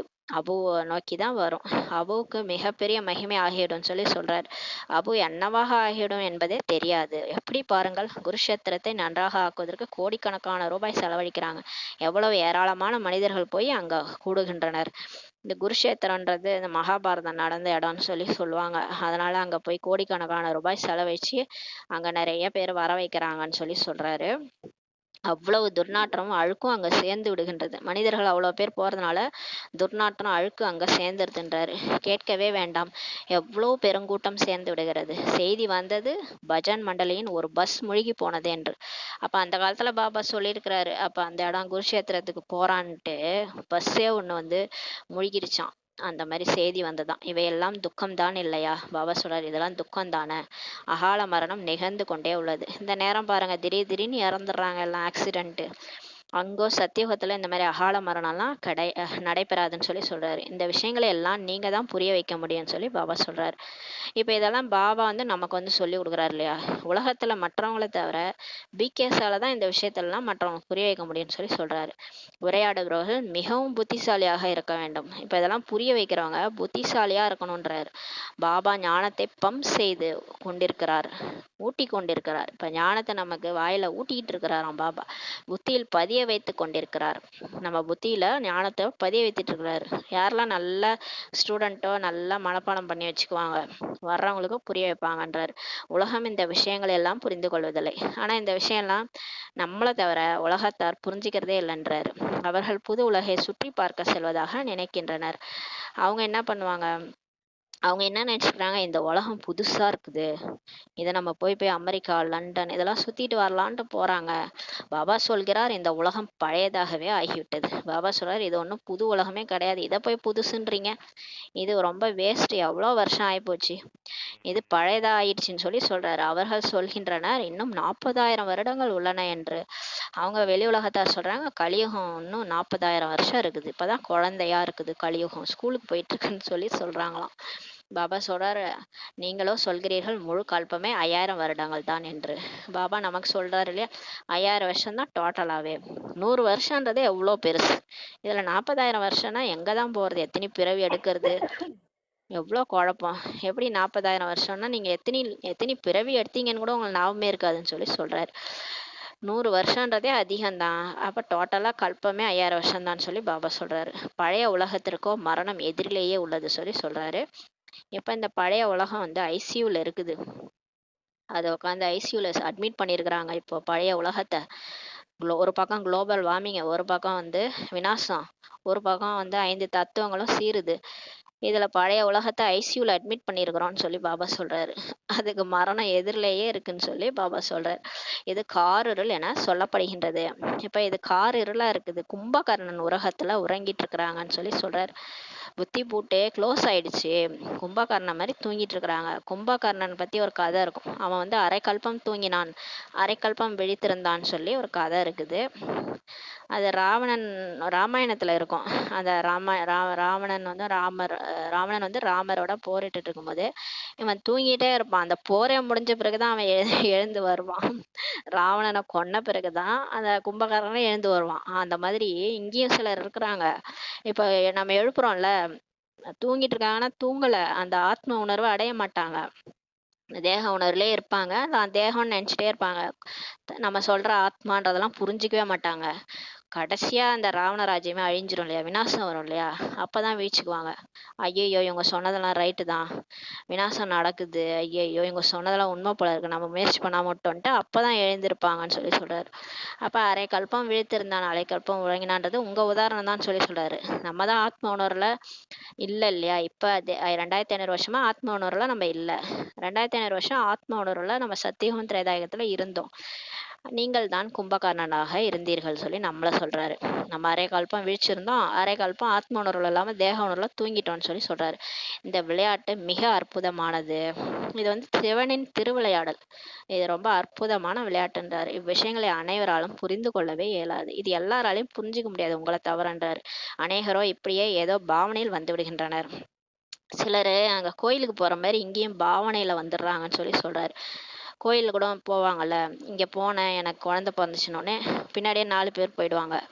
அந்த மாதிரி பாபா வந்து இங்கேயும் வந்துடுறாங்கன்னு சொல்லி சொல்றாரு. பாவனையில வந்துடுறாங்க. உண்மையிலே பாபா வந்திருக்கிறாரு, கிளாஸ் எடுக்கிறாரு, ராஜயோகம் கற்றுக் கொடுக்குறாரு. அதை புரிஞ்சிக்காம சும்மா இவங்க போறாங்க நம்மளும் போலான்ட்டு வந்துடுறாங்கன்னு சொல்லி பாபா சொல்றாரு. இவர்கள் எல்லாம் செல்கின்றனர் என்பதை கேட்டால் வந்துவிடுகின்றனர். அவர்களிடம் சொல்கின்றனர், நாங்கள் சிவபாபாவிடம் செல்கிறோம். சிவபாபா சொர்க்கத்தின் ஸ்தாபனை செய்து கொண்டிருக்கிறார். அந்த எல்லையற்ற தந்தையை நினைவு செய்வதன் மூலம் எல்லையற்ற ஆசை கிடைக்கின்றது, அவ்வளவுதான். ஆக அவர்களும் கூட சொல்கின்றனர், சிவபாபா நாங்கள் உங்களுடைய குழந்தைகள், உங்களிடமிருந்து அவசியம் ஆஸ்தியை அடைவோம், அவ்வளவுதான். துன்பமெல்லாம் நீங்கியது. பாபா சொல்றாரு, அந்த மாதிரி வர்றவங்களுக்கு கூட பாபா என்ன பண்றாராம், பாவனையா வர்றவங்க கூட இவங்க போறாங்க அதனால நானும் போறேன்ட்டு நம்பி வர்றாங்கல்ல சிலரு, அந்த மாதிரி வர்றவங்க கூட என்ன சொல்றாங்க, நாங்க வந்து பாபா உங்கள்கிட்ட வந்துட்டோம், நாங்க உங்களுடைய குழந்தைகள், உங்களோட தான் அவசியம் ஆஸ்தி அடைவோன்ட்டு சொல்றாங்க இல்லையா, அவ்வளவுதான். துன்பம் எல்லாம் நீங்கியது சொல்றாரு. பாவனையின் பலன் பாருங்கள் எவ்வளவு கிடைக்கின்றது. அது மாதிரி ஒரு பாவனையோட வர்றவங்களுக்கு கூட பாபா பலன் கொடுக்குறாரு. பக்தி மார்க்கத்துல கூட அல்பகால சுகம் இருக்குது இல்லையா, இங்கே குழந்தைகள் நீங்கள் அறிவீர்கள், எல்லையற்ற தந்தையிடமிருந்து எல்லையற்ற ஆசை கிடைக்கின்றது. இப்ப பக்தியில பாத்தீங்கன்னா ஒரு பிறவி இப்ப போய் குழந்தை கேட்போம், உடனே குழந்தை பிறக்கும். இல்லை இப்போ ஒரு நல்லது செய்யறோம், இப்போ ஒரு நல்லது கேட்குறோம், பாபாட்ட போய் கடவுள்கிட்ட கேட்குறோம்னா நல்லது நடக்கும், அவ்வளோதான். அந்த அந்த ஒரு பிறவிக்கு தான். இப்போ ஒரு அன்னதானம் செய்கிறோம், ஒரு வஸ்திர தானம் செய்கிறோன்னா அந்த பிறவிக்கு தான் நமக்கு, இல்லை அடுத்த பிறவியில் நமக்கு வந்து உணவு உடைக்கெல்லாம் பஞ்சம் இல்லாமல் இருக்கும், சாப்பாடு துணிமணிகள்லாம் நம்ம ஏற்கனவே புண்ணியம் செஞ்சனால நமக்கு நல்லது கிடைக்கும். பக்தி மார்க்கத்தில் அல்பகால சுகம்தான்.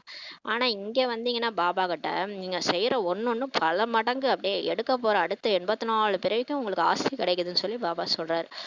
இப்போ உங்களுக்கு தெரியும், எல்லையற்ற தந்தையிடந்து எல்லையற்ற ஆஸ்தி இப்போ கிடைக்குது. அதுவும் பாவனையினுடையது. பக்தியில் பாவனையோட கிடைக்குது அல்பகால சுகத்தின் பலன். இங்கே உங்களுக்கு கிடைத்துள்ளது 21 ஜென்மங்களுக்கான பாவனையினுடைய பலன் சொல்லி சொல்றாரு. மற்றபடி சாட்சாத்காரம் முதலியவற்றில் எதுவுமே கிடையாது. சிலர் வந்து காட்சி கேட்குறாங்க. இப்ப வந்து பக்தியில தான் அந்த மாதிரி காட்சி காட்ட சொல்லி டார்ச்சர் பண்ணுவாங்க. முருகா நீ காட்சி காட்டலன்னா நான் முட்டிட்டு செத்துருவேன் அப்படின்னு சொல்லி சொல்லுவாங்க. பாபா சொல்றார், காட்சி காட்டுறதுனால ஒண்ணுமே நடக்க போறது இல்ல. காட்சினால உங்களுக்கு முக்தி கிடைக்க போதா, இல்ல ஜீவன் முக்தி தான் கிடைக்க போதா, எதுவுமே கிடைக்காது. சிலர் சொல்கின்றனர் சாட்சாத்காரம் கிடைக்க வேண்டும் என்று. இங்கேயும் வந்து சிலர் சொல்றாங்க, பாபா எனக்கு காட்சி காட்டுங்க, சொர்க்கத்தினுடைய காட்சி காட்டுங்க, நீங்களே உங்க புள்ளியா எப்படி இருக்கிறீங்க எங்களுக்கு காட்சி காட்டுங்க அப்படின்னு அவரையும் காட்சி கிடைக்கணும், ஆத்மாவினுடைய காட்சி கிடைக்கணும்லாம் கேட்குறாங்க. அப்போது பாபா புரிந்து கொள்கிறார், இவர்கள் எதையுமே புரிந்து கொள்ளவில்லை என்று. பாபா தெரிஞ்சுக்கிறாராம், காட்சி கேட்குறாங்கன்னா இவங்க எதையுமே புரிஞ்சிக்கல, இன்னும் ஞானத்தையே புரிஞ்சிக்கலன்ட்டு புரிஞ்சுக்கிறாராம். ஏன்னா நம்மளே ஒரு ஆத்மா தான், நம்ம உயிர், நம்மளே கண்ணால பார்க்க முடியாது, கடவுளையும் கண்ணால பார்க்க முடியாது. இப்ப கரண்ட் காத்தெல்லாம் கண்ணால பாக்குறீங்களா, ஒத்துக்கிறீங்கல்ல கரண்ட் இருக்குது காத்து இருக்குதுன்னு, அது மாதிரிதான் ஆத்மாவும் பரமாத்மாவும். அதனாலதான் ஆத்மாவும் பரமாத்மாவையும் கண்ணால பார்க்க முடியாது. அப்ப பார்க்கணும்னா எப்படி பார்ப்பீங்கன்னு சொல்லி கேக்குறாரு பாபா. சாட்சாத்காரம் வேண்டும் என்றால் போய் தீவிர பக்தி செய்யுங்கள் சொல்லி சொல்றாரு. சரி காட்சி கிடைக்கணும்னா நீங்க ஞானம் கேட்காதீங்க, போய் பக்தி செய்யுங்கன்னு சொல்றாரு. தீவிர பக்தி செய்யுங்க, முருகான்னு பக்தி ரொம்ப தீவிரமா பண்றாங்கன்னா முருகரோட காட்சி கிடைக்கும், அவ்வளவுதான். காட்சி கிடைச்சிடும், அதனால என்ன பயன் சொல்லி கேட்கிறாரு. அதனால உங்களுக்கு முக்தியும் கிடைக்காது, ஜீவன் முக்தியும் கிடைக்காது. திரும்ப பிறந்து இங்கேதான் நடிச்சிட்டு கிடப்பீங்க, திரும்ப பக்தி பண்ணிட்டு கிடப்பீங்கன்றார். அதில் எதுவுமே உங்களுக்கு கிடைப்பதில்லை. அடுத்த ஜென்மத்தில் கொஞ்சம் நன்றாக ஆகிவிடுவார், அவ்வளவுதான். பக்தி செய்யறதுனால அதனால அடுத்த ஜென்மத்துல நன்றாக ஆகிடுவார்கள், அவ்வளவுதான். நல்ல பக்தராக இருந்தால் நல்ல ஜென்மம் கிடைக்கும், அவ்வளவுதான் சொல்லி சொல்றார். இந்த விஷயமே தனிப்பட்டது. இந்த பழைய உலகம் இப்போது மாறிக்கொண்டிருக்கிறது. பாபா தான் உலகத்தையே மாற்றுபவர். பாருங்க, இவரு மகாகாளேஸ்வர், இவர் உலகத்தையே மாற்றுகிறவர். சிவன் உலகத்தையே மாத்துறவர். நினைவு சின்னம் இருக்கின்றது இல்லையா, மிக பழைய கோயில் இதுன்னு சொல்லி சொல்றாரு. கொஞ்சம் உடைந்து விடுமானால் பிறகு மராமத்து வேலை செய்து கொண்டே இருக்கின்றனர். ஆனால் அந்த அழகோ குறைந்து கொண்டேதான் செல்கிறது சொல்லி சொல்றாரு. இப்போ நினைவு சின்னம் தில்வாடா கோயில் இருக்கு இல்லையா, அது ரொம்ப பழைய கோயில்ன்றதுனால கொஞ்சம் ரிப்பேர் வேலை பண்ணிட்டே இருக்கிறாங்க. அதனாலதான் அதோட அழகு குறைஞ்சிட்டு போகுது. இவை எல்லாமே அழியக்கூடிய பொருட்கள் தான் சொல்லி சொல்றாரு. இது எல்லாமே அழிஞ்சிரும். இப்போ உலகத்துல என்னெல்லாம் நம்ம பாக்குறோமோ எல்லாமே அழிஞ்சிரும்னு சொல்லி சொல்றாரு. இப்ப இயற்கை சீற்றம் இது எல்லாமே வருது இல்லையா, அப்ப வரும்போது எல்லாமே அழிஞ்சிரும்ன்றாரு. அதனால இங்க இருக்கிற எந்த விஷயமே இருக்காது. ஆக பாபா புரிய வைக்கிறார், குழந்தைகளே, உங்களுடைய நன்மைக்காக தன்னை ஆத்மான்னு உணர்ந்து பாபாவை நினைவு செய்வீர்களானால் பாவங்கள் விநாசமாகிவிடும். படிப்பின் விஷயம்தான் இதுன்னு சொல்லி சொல்றாரு. மற்றபடி மதுராவில் மதுபன், குறுகலான தெரு முதலியவற்றை அமர்ந்து உருவாக்கி இருக்கிறாங்க. இப்ப மதுரா என்ற இடத்துல மதுபன்ட்டு, அதாவது மதுபன்னா தேன் சொரியும் வனம்னு அர்த்தம். அந்த மாதிரி ஒரு இடத்த உருவாக்கி இருக்கிறாங்க. அதெல்லாம் உண்மை கிடையாதுன்னு சொல்றாரு. அதெல்லாம் ஒன்றுமே கிடையாது. கோப கோபியரின் விளையாட்டு என்பதும் கிடையாது. உண்மையிலே கோப கோபியர் நம்ம தான். இங்க கிருஷ்ணர் புல்லாங்குழல் வாசிச்சாரு, மயங்கினாங்க கோப கோபியர்னா. முரளி சிவன் பிரம்மா உடல்ல வாசிக்கிறாரு. இந்த முரளிக்கு தான் ஆத்மா மயங்குது இல்லையா. இந்த 1 மணி நேரம் படிச்சாலும் இந்த முரளியை நம்ம மயங்கி மயங்கி கேட்கறோம்னா என்ன அர்த்தம்? அந்த கோபியர் மாதிரி இப்ப நம்ம மயங்கி இந்த முரளிக்கு தான் மயங்கி இருக்கிறோம். அப்ப இதுதான் உண்மையான முரளி. இதுதான் கிருஷ்ணர் வாசிச்ச முரளி. நம்ம தான் கோப கோபியர்கள் மயங்கிறது. இதை புரிய வைப்பதில் அதிக முயற்சி செய்ய வேண்டியுள்ளது. இந்த மாதிரி விஷயத்தெல்லாம் புரிய வைக்க வேண்டியதுக்கு ரொம்ப முயற்சி. ஆத்ம உணர்வோடு சொன்னாதான் புரியும். தேக உணர்வோட சொன்னோம்னா யாரும் புரிஞ்சிக்க மாட்டாங்கன்றாரு. ஒவ்வொரு பாயிண்ட்டையும் அமர்ந்து நல்லபடியாக புரிய வைங்கள் சொல்லி சொல்றாரு. இப்ப இவ்வளோ பாயிண்ட் இருக்கு இல்லையா, இதெல்லாம் ஒரு நாள்ல சொல்லி புரிய வைக்க முடியாது. பாபா நம்ம தினம் தினம் படிக்க வைக்கிறார் இல்லையா, எவ்வளோ பாயிண்ட்ஸ், எல்லாத்தையும் நல்லபடியா புரிய வைங்கன்றார். மாநாடு முதலியவற்றிலும் கூட ஆத்ம ஞானம் உள்ளவர்கள் தான் வேண்டும்னு சொல்லி சொல்றாரு. நல்ல யோகா பண்றவங்க, ஆத்ம உணர்வுல இருக்கிறவங்க தான் மாநாடுக்கெல்லாம் செல்லணும்னு சொல்றாரு. வாழ்வில் கூர்மை இல்லை என்றால் யாருடைய புத்தியிலும் ஞானமே பதியாது. வாள்னா நல்லா சொல்லுவாங்கல்ல, நல்லா கூர்மையா இருக்கிற வாள் தான் வெட்டுன்ட்டு, கத்தியெல்லாம் சொல்லுவாங்க கூர்மையா இருக்கிற கத்தி தான் வெட்டுன்னு. நம்ம வார்த்தைகள்ல சக்தி இருந்தாதான் நம்ம சொல்ற பாயிண்ட் புத்தியில மத்தவங்களுக்கு போய் பதியும். அப்ப பாபா ஆத்மா உணர்வுல இருந்து, பாபா நினைவுல இருந்து சொல்லும் போதுதான் நம்ம சொல்ற பாயிண்ட் மத்தவங்க புத்தியில போய் பதியும்னு சொல்லி சொல்றாரு. அதே மாதிரி தூய்மையாகவும் இருக்கணும், ஸ்ரீமத் படியும் நடக்கணும், பாபா நினைவு இருக்கணும். அப்பதான் நம்ம சொல்ற ஞானம் மற்றவங்களுக்கு போய் புரியும்.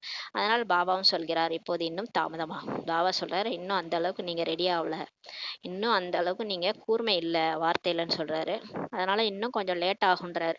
இப்போது பரமாத்மா சர்வவியாபி இல்லை என்பதை ஏற்றுக்கொள்வார்களானால் மக்கள் பெருங்கூட்டமாக கூடிவிடுவார்கள் சொல்லி பாபா சொல்றார். இப்போ புரிய வைக்க வேண்டிய விஷயமே, கடவுள் சர்வவியாபி இல்லை, அவர் எங்கும் ஈஸ்வரன் சர்வவியாபி இல்லை. சொல்றாங்கல்ல பக்தர்கள்லாம், எல்லா இடத்துலயும் இருக்கிறார், தூண்ல இருக்கிறாரு, துரும்புல இருக்கிறாரு, எண்ணில இருக்கிறாரு, உன்னில இருக்கிறாரு, தவறா சொல்லிட்டு இருக்கிறாங்க. இந்த ஞானத்தை நீங்க எப்ப புரிய வைக்கிறீங்களோ அப்பதான் இந்த அபுவுக்கு மக்கள் பெருங்கூட்டமா கூடிடுவாங்கன்னு சொல்றாரு. ஆனால் இப்போது அதற்கான நேரமே இல்லை சொல்லி சொல்லிட்டாரு. ஒரு விஷயத்தை முக்கியமாக புரிந்து கொள்ளணும்னு சொல்லி பாபா சொல்றார். அதாவது ராஜயோகத்தை பாபா தான் கற்பித்திருந்தார். இந்த ராஜயோகம் இருக்கு இல்லையா, இது எந்த மனுஷனும் சொல்லி கொடுக்க முடியாது. ஏன்னா மனுஷன் சொல்லி கொடுக்குற யோகமே இது கிடையாது. இது ஒரு இறைவன் தான் சொல்லி கொடுக்குறாரு. இது அட்லீஸ்ட் இது புரிஞ்சுட்டா கூட மவுண்ட் அப்புக்கு கூட்டம் வந்துரும்ன்றாரு. ஏன்னா இந்த பரந்தாமம் இதெல்லாம் எந்த மனுஷனுக்கும் தெரியாது, பரந்தாமம் எப்படி இருக்கும். ஏன்னா இது உலகத்தை தாண்டின விஷயம். இந்த உலகத்தை நமக்கு தெரியும், இந்த உலகத்துக்கு மேல ஒரு உலகம், சூட்சும உலகம் இருக்கு, அதுக்கு மேல பரந்தாம இருக்கு, அங்கதான் கடவுள் இருக்கிறாருன்றதெல்லாம் யாருக்கு தெரியும்? சொர்க்கம் இங்க இருந்ததுன்றது கூட நமக்கே தெரியாது. இப்ப கடவுள் சொல்லிதான் நமக்கு தெரியுது இல்லையா. அப்ப இதை யார் சொல்லி கொடுக்குறாங்க? கடவுளே இதை சொல்லி கொடுத்துட்டு இருக்கிறாரு. இதை எல்லாரும் புரிஞ்சுக்கிட்டாங்கன்னா மவுண்ட் அபுல கூட்டம் கூடினும்னு சொல்லி சொல்றாரு. அதை இப்போது மீண்டும் இப்ப நமக்கு கற்பித்து கொண்டிருக்கிறார். போன கல்பம் 5000 வருஷத்துக்கு முன்னாடி சிவனே சொல்லி கொடுத்தாரு இந்த ராஜயோகத்தை. அதை படிச்சுதான் எல்லாரும் ராஜா ஆனாங்க, சுயராஜ்ய அதிகாரி ஆகி விஸ்வராஜ அதிகாரியா கிருஷ்ணரா ஆனாங்க. அதே மாதிரி இப்ப மீண்டும் ஆக போறாங்கன்றத சொல்லுங்கன்றாரு. இவருக்கு பதிலாக அவரது பெயரை போட்டு விட்டார்கள். கடைசியில கீதையோட பேரை போடும்போது பரம்பிதா பரமாத்மா சிவன் போறதுக்கு பதிலா அப்பா பேரை போறதுக்கு பதிலா பிள்ளை பேரை போட்டாங்க, கிருஷ்ணர் பேரை போட்டாங்கன்னு சொல்லி சொல்றாரு. கிருஷ்ணர் தேகதாரி, அவர் வந்து ராஜயோகத்தை கற்றுக் கொடுக்க முடியாது. ராஜயோகம் வந்து சிவன் தான் கற்றுக் கொடுக்குறார். நிராகார் பரம்பிதா பரமாத்மா தான், அவர் தான் எல்லா தர்மத்தினரும் ஏற்றுக்கொள்ளக்கூடியவர். கிருஷ்ணரை எல்லா தர்மமும் ஏத்துக்க மாட்டாங்க. அல்லா ஜஹோவா அப்படின்னு சொல்றது எல்லாரும் யாருன்னா நிராகார் பரம்பிதா பரமாத்மாவை தான். அவரு சிவன் தான். நம்ம இந்து தர்மத்துல நம்ம லிங்க வடிவுல நம்ம யாரை வழிபடுறோமோ அவரு தான் வந்து நிராகார் பரம்பிதா பரமாத்மா. அவருடைய ராஜயோகத்தை கற்றுக்கொண்டுதான் கிருஷ்ணர் ஆனாரு. இதை வந்து புரிய வைக்கணும். அதை புரியும் போது அபுல கூட்டம் கூடிடும். அவர் இப்போது கருப்பாக ஆகிவிட்டார். இந்த கிருஷ்ணர் ஷியாம் சுந்தர்னு பேர் சொல்லுவாங்க. ஷியாம்னா கருப்பு, சுந்தர்னா அழகு. ஷியாமா இருந்த கிருஷ்ணர் தான் சுந்தர் ஆயிட்டாரு. எவ்வளவு பெரிய பிழை பண்ணிட்டாங்க பாருங்க. கிருஷ்ணர் பேரை மாற்றி போட்டதுனாலதான் இவ்வளவு பிழைன்னு சொல்லிட்டாரு. இதனால் தான் உங்களுடைய படகானது மூழ்கி போயிடுச்சு இப்பன்னு சொல்லி பாபா சொல்றாரு. பாருங்க, நம்ம பண்ண பெரிய தவறு சாஸ்திரத்துல தப்பா எழுதுனால இந்த நம்மளோட பழகு இப்ப மூழ்கிடுச்சின்னு சொல்லி சொல்றாரு. இப்போது பாபா புரிய வைக்கிறார், இந்த படிப்பு வருமானத்திற்கான ஆதாரமாகும். இந்த படிப்பு படிச்சீங்கன்னா உங்க புத்தி போட்டு ஓப்பன் ஆச்சுன்னா புத்தியை கொண்டு போயிடுச்சுக்கோன்னுவாங்கல்ல, அந்த மாதிரி நல்லது கெட்டது உங்களுக்கு தெரியும். இந்த படிப்பு மூலமா உங்களுக்கு வருமானம் வரும்னு சொல்லி சொல்றாரு. இந்த பிறவிக்கு மட்டும் கிடையாது, எடுக்க போற அடுத்து எத்தனை பிறவி எடுக்க போறீங்களோ உங்க ஆத்மா சக்திசாலியா இருக்கும். நீங்க தொட்டதெல்லாம் தொடங்கும். நீங்க கஷ்டப்படவே வேண்டியதில்லை. வீட்டுல நீங்க இருக்கிற இடமே தங்க மாளிகை, வைர வைடூரங்கள் நிரம்பி இருக்கும். அது இந்த படிப்பால தான் சொல்லி சொல்றார். சுயம் தந்தை மனிதர்களை தேவதையாக ஆக்குவதற்கு படிப்பு சொல்லி தருவதற்காக வருகின்றார். இப்ப கடவுளே வந்து நம்மள தேவதை ஆக்கிறதுக்காக படிப்பு சொல்லி கொடுக்க வந்திருக்கிறார். இதில் தூய்மையாகவும் அவசியம் ஆகணும்னு சொல்லி பாபா சொல்றாரு. ஆனா பாபா சொல்லித்தர படிப்பு எப்ப புத்தியில பதியும்? நம்ம தூய்மையா இருக்கணும். தூய்மையா இருந்தாதான் இந்த படிப்பு போய் புத்தியில பதியும். இப்ப சின்ன பசங்கெல்லாம் ஸ்கூல் படிக்கும் போது 12வது வரைக்கும் அவங்க வந்து தூய்மையா இருக்கிறாங்க இல்லையா? காலேஜ் படிக்கும் போதும் கல்யாணம் ஆகல, தூய்மையா இருக்கிறாங்க. அதனாலதான் அவங்களுக்கு படிப்பு புத்தியில நல்லா பதியும். கல்யாணம் ஆயிடுச்சுன்னா பாருங்க மந்தமாயிருவாங்க. தூய்மையா இல்லைன்னா படிப்பு புத்தியில ஏறாது. அதனால பாபா சொல்றாரு, தூய்மையா இருந்தாதான் இந்த படிப்பு பதியும். தெய்வீக குணங்களையும் தாரணை செய்ய வேண்டும் சொல்லி பாபா சொல்றாரு. மற்றும் பாபாவோட படிப்புல நம்ம தூய்மையாவும் ஆகணும். இப்ப தெய்வீக குணங்கள் வந்து அந்த தேவதைகள் எப்படி இருந்தாங்க, அன்பா அமைதியா, அந்த மாதிரி அந்த குணங்களையும் தாரணை செய்யணும்னு சொல்லி பாபா சொல்றாரு. நம்பர் வாரம் இருக்கவே செய்யறாங்க. இருந்தாலும் பிகேஸ் எல்லாரும் ஒரே மாதிரி இருக்கிறது இல்ல. இந்த எப்படி ஸ்கூல்ல ஸ்டூடெண்ட்ஸ் 99 மார்க் எடுத்தவங்களும் இருப்பாங்க, 98 97 எடுத்தவங்களும் இருப்பாங்க இல்லையா? அந்த மாதிரி நம்பர் வாராதான் இங்கேயும் இருக்கிறாங்கன்னு சொல்லி சொல்றாரு. அதனால எல்லாரும் ஒரே மாதிரி இருக்கணும்னு நம்ம எதிர்பார்க்க முடியாது. சென்டர்கள் அனைத்திலுமே நம்பர் வார் இருக்கிறாங்கன்னு சொல்லி சொல்றாரு. இது முழு ராஜதானி இப்ப ஸ்தாபனை ஆகிட்டு இருக்குது, சாதாரண விஷயமே கிடையாதுன்னு சொல்லி பாபா சொல்றாரு. இப்ப கடவுளே வந்து குப்தமா ஒரு ராஜ்யத்தையே ஸ்தாபனை பண்ணிட்டு இருக்காரு. ஆனா இது யாருக்கும் தெரியாது, இது சாதாரண விஷயம் கிடையாதுன்னு சொல்லி பாபா சொல்றாரு. இதை நல்லா பிகேஸால தான் புரிஞ்சிக்க முடியும்னு சொல்லி சொல்றாரு. சொர்க்கம் என சொல்லப்படுவது சத்தியுகம் என்று அவர்களுக்கு சொல்லுங்கள். உண்மையிலே சத்தியுகத்தை தான் நம்ம சொர்க்கம்ட்டு சொல்றோம்.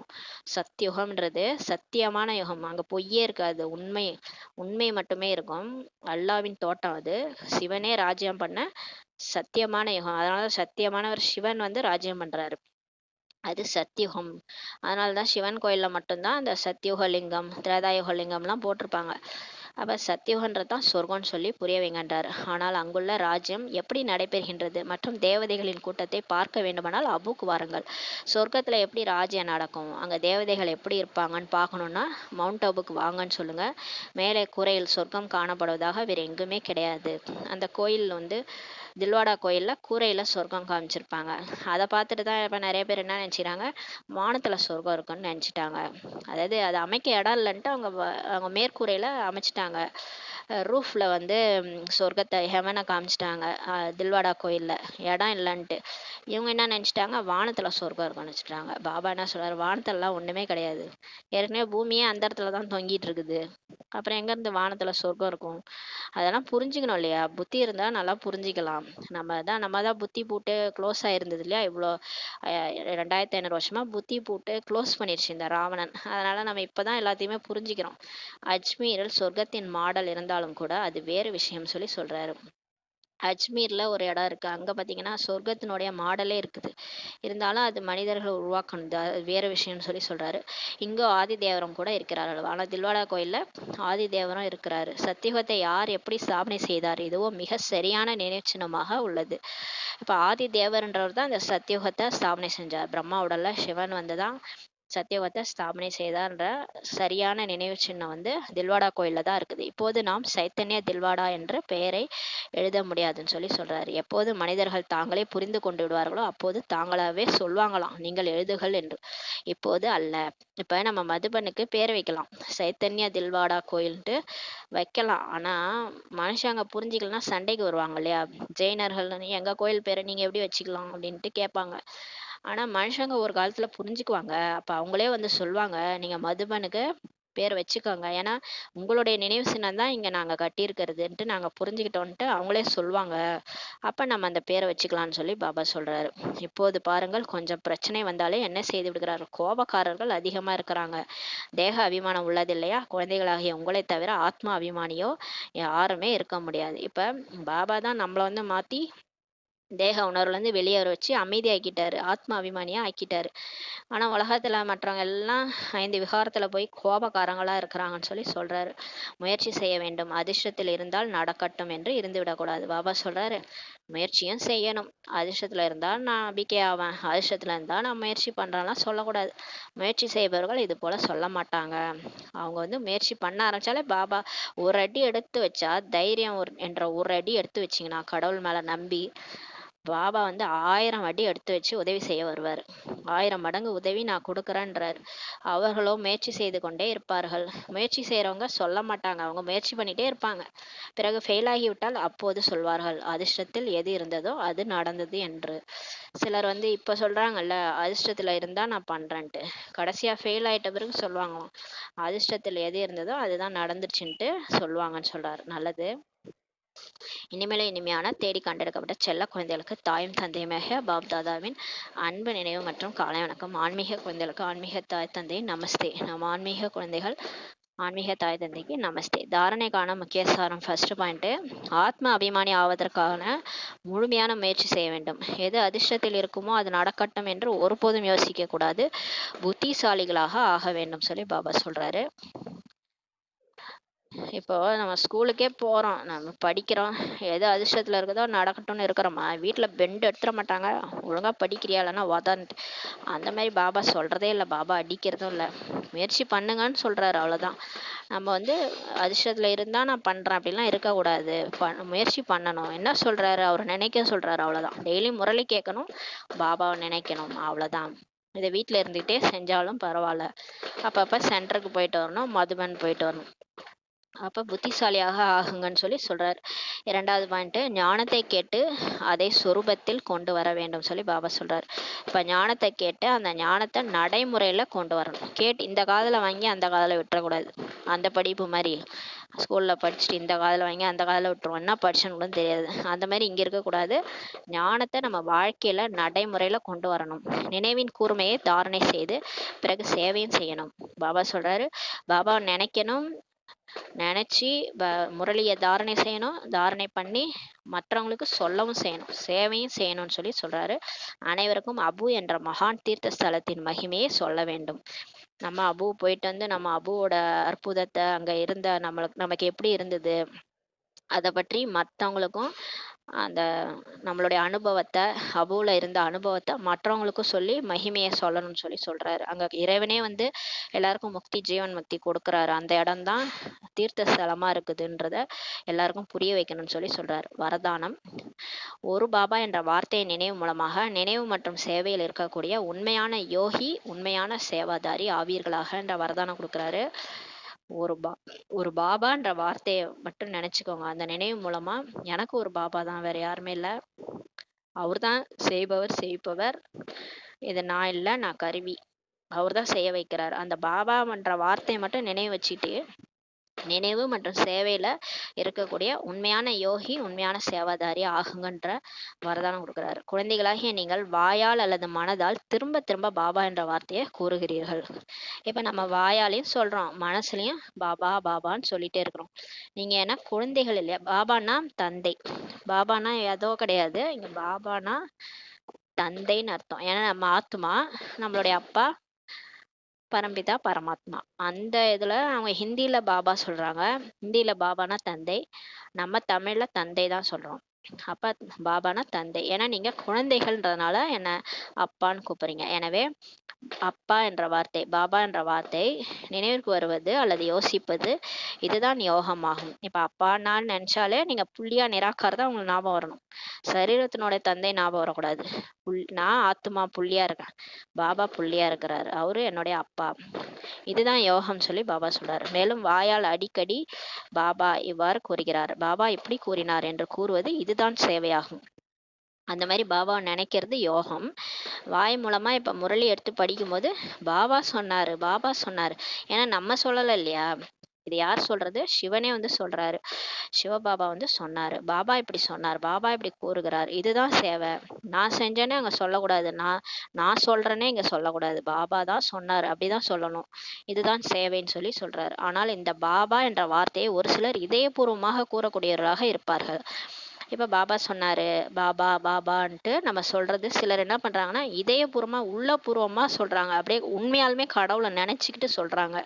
மேலும் ஒரு சிலர் அறிவினுடைய புத்தி மூலமாக கூறுபவர்களாக இருப்பார்கள். சிலர் வந்து புத்தியில வச்சுக்கிட்டு சொல்லுவாங்க, சிலர் மனசுல வச்சுக்கிட்டு சொல்லுவாங்க, சிலர் வந்து அறிவினுடைய புத்தி மூலமாக சொல்லுவாங்கன்னு சொல்லி சொல்றாரு.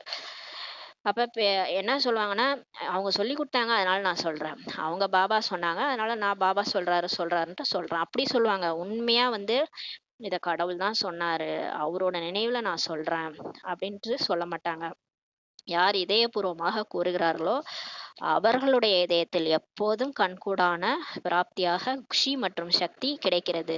யார் உண்மையா இதயபூர்வமா பாபா நினைவிலேயே பாபா சொல்றாருன்ட்டு சொல்றாங்களோ அவங்க பிரத்யட்சமான பிராப்தியாக உடனே குஷியும் சக்தியும் அவங்களுக்கு கிடைக்கும்னு சொல்லி சொல்றாரு.